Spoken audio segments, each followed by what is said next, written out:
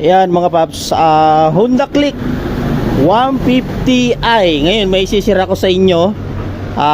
Kasi ito naka-stock throttle body. Papalitan natin ng throttle body. Ito yung throttle body. At papalitin natin ng totally naka-injector na yung 130cc. Bali magpapalit tayong mga pap, throttle body. Throttle body mismo, tapos yung solenoid, itong TTGR papalit natin. At ito nakalagay na doon, yung gagamitin natin 130cc pang click. Mayroon din tayong 130cc na injector 6 hole.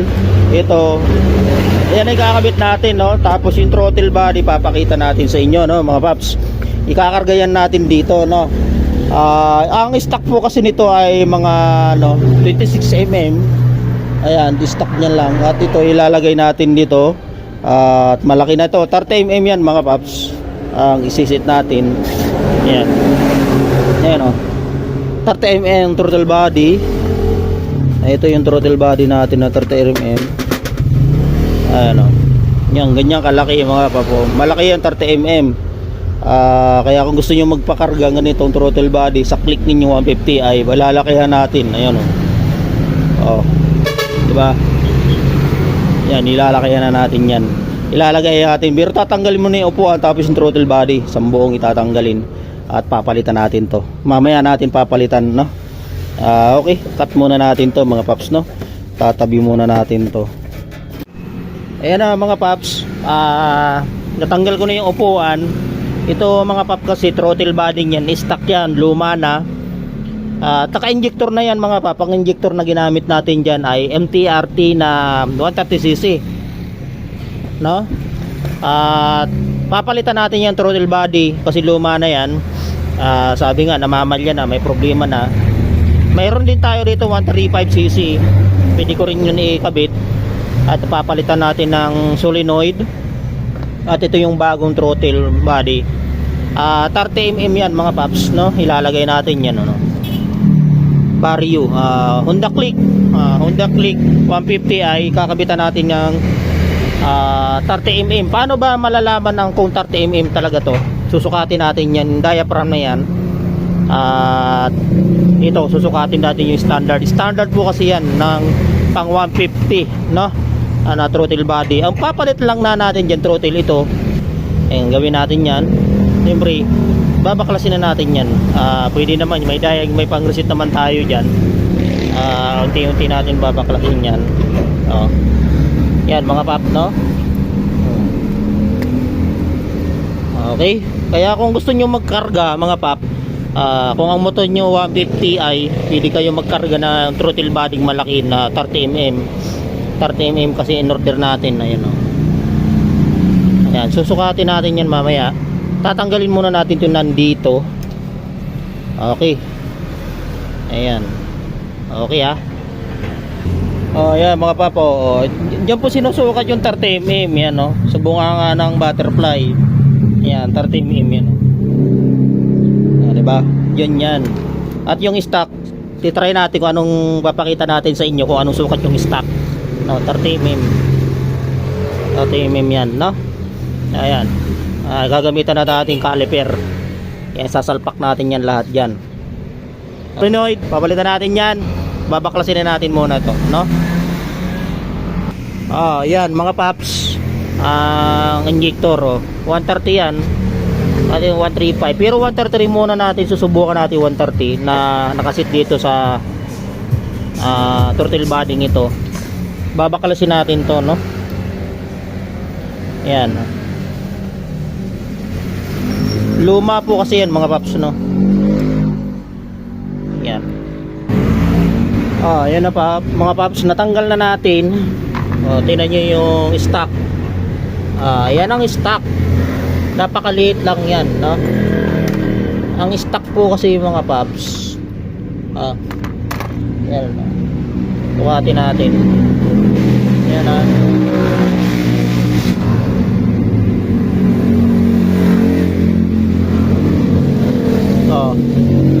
ano lang yan mga paps, 26mm 26mm lang po. Kung i-compare dito sa malaki, diba ang laki?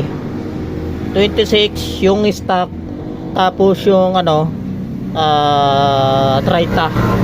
Yan na mga papa. Ang gagamitin nating intake manifold yung pang ano, ito. Yan. Pagkakasyahin natin, may gagawin tayo diyan para kumasya, no. Yan. Malaki masyado yan mga paps, no. Pero dapat kumasya yan.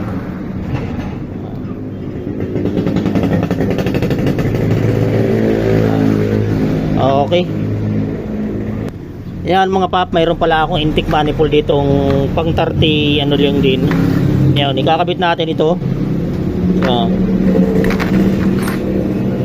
Yan. 30mm yan. Sige, sa taas mayroon dyan. Ayan, yan, ikakabit na natin to. Okay. Ito, ang stock po ay 26 lang. At ito 30mm ilalagay natin. Nandito naman yan. Ayan. 10C. Ay, ito to 30. Malaki yan, ano mga paps. At ikakabit natin na injector ay 30mm 130cc, no. At yung solenoid bago ikakabit natin dyan. Kukunin lang natin itong TPS nito. Ililipat natin dyan sa bago, no. Yan mga pap, kaya kung gusto nyo magpa-upgrade ng throttle body para lumakas ang motor ninyo, kung naka Y50 150i kayo, kaya yan po mga paps, para mas lumakas, ano. Yan, papakita ko. Kakabit muna natin to mga paps para malaman ninyo, no. Okay. Ito na mga paps, naikabit na natin, no. Ayan, bagong bago yan, no. Intake, tapos yung throttle body, sisit natin yan dito. Ayan, 130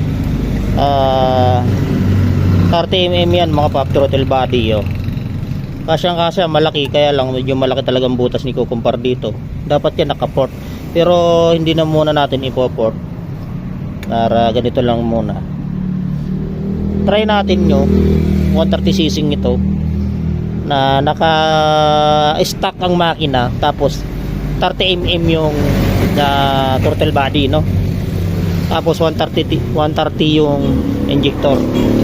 Okay, lalagay natin yung mga ito TPS, lilipat natin dito. Ayan na. Okay, buka natin yan. Yan mga paps, yan yung TPS. Pag tamang paglagay lang naman yan, dahan-dahan lang naman, ano mga paps. Tinanggal niya natin sa luma. Gaya yung luma nandun na, at ito yung galing doon. Ganun lang naman mga paps paglalagay niyan. Lagay natin.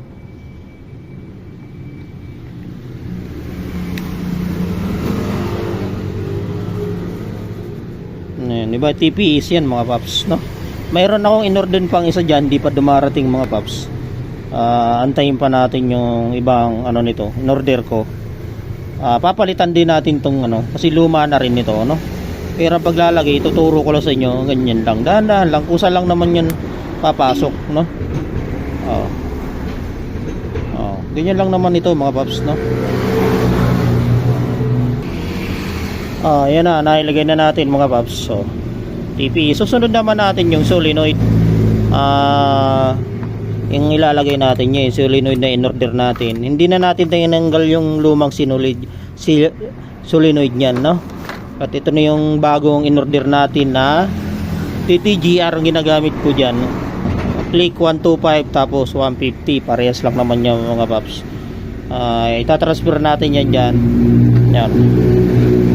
May mga laman po yan, may spring yan, may ano, gasket, o-ring. Ayan, isang set na yan, o-orderin nyo sa online. Ayan. Okay, kabit natin. Yan na mga pop, ang laman ng solenoid. Ito, at may o-ring yan, nilalagay dito sa gilid. Tapos ito, yun yung nagko-control ng minor, no?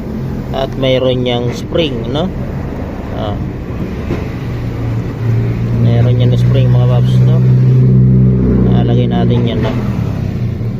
Okay. Ayan na, nailagay na natin, no? Okay, solenoid, pati yung spring, pati yung o-ring nasa loob na. Pati yung dulo ng solenoid. Yun nagko-control sa minor, no? May dalawang terminal yan, nasakit. Ayan. Okay. TTGR ang ginamit natin dyan. Sasalpak natin dyan, no? Diba? At mayroon pang gamit yan dyan. Yung mga ilalagay pa tayo dyan, no? Okay. Okay. Nailagay na natin mga paps.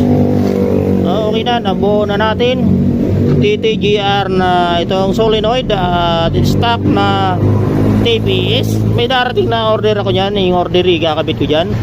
Ito po ay 30mm throttle body. Yung stock, yan, nandyan na sa karton yung stock natin. Ito, itatry natin kung gaganda at okay ba ang takbo nitong Click 150i. Bagong bago na yan mga paps. At ang injector, mamimili tayo kung anong gusto natin ikakabit. Pero itatry muna natin mga pap itong 130cc TTG MTRT na injector. At itong isa, next na lang yan. Kakabit na natin yan dito mga paps. Yun, no? Mamaya paparin na natin ito mamaya kung okay na, no? Okay, kabit na muna natin yan. Buong-buo na yan. Kaya kung gusto nyo mag-upgrade ng throttle body, lumaki, PM lang, mechanic doctor, open tayo araw-araw, ano mga paps. Throttle body 30mm. Pwede po yan sa 150i na motor. Okay, try. Tumigas. Titigas. Ayan mga paps, nailagay ko na. Yung bigat niya parang okay na yung bago, no? Yung bago, sasalpak natin yan. Ayan, dumating na. At yung throttle body bago na rin lahat ito, 30mm. Okay na yan. At napapatakbo na natin yan dahil dumating na yung bago, papalitan natin. Ito kasing isa, wala na yan. Wala na sa position, no? Kaya palitan natin lahat na yan. Solenoid bago, injector 130cc, throttle body 30mm, pati intake manifold 30mm yan. Solenoid bago yan, ano mga pap. Ang makinang yan ay stock 150i po yan, stock 149mm yan. Ang pinalitan lang natin yan, throttle body, injector at lahat bago, yun, no? TP, solenoid and injector. Okay. Mamaya mapakita ko sa inyo pag tumatakbo na, no? Okay, salpak natin. Pag salpak niyan, dahan-dahan lang. Mayroon yan o-ring, ano? Ayan, dahan lang natin ilalagay. Tamang paglalagay nito, no?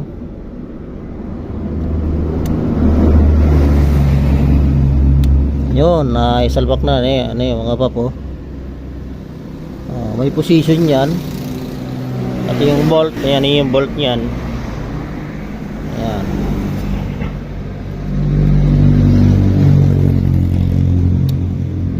Kaya kung may mga 150i kayo, gusto nyo magpakargang throttle body, lalakayan nyo ba? Ang problema, lumakas-lakas yan. Pero lalakas lang bahagya ang gas, kasi nga malaki na po ito. Tigpitan natin yung gamit nating tools dyan. Ayan,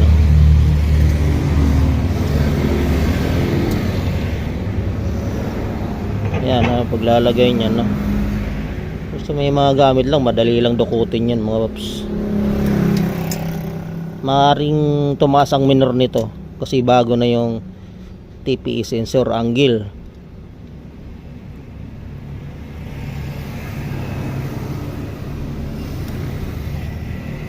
Yan, okay na.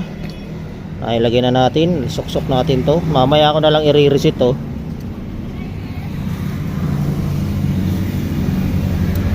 na, bagong bago na yan mga paps. Yung luma itatago natin. Yan, okay, start natin kung legit talaga. Okay, ayun, gumana na mga paps, oh.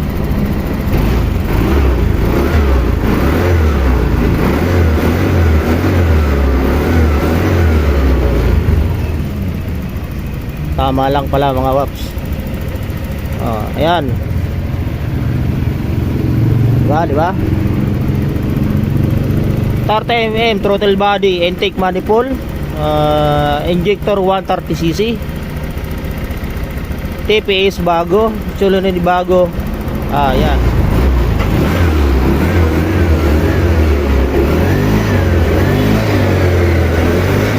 Oh.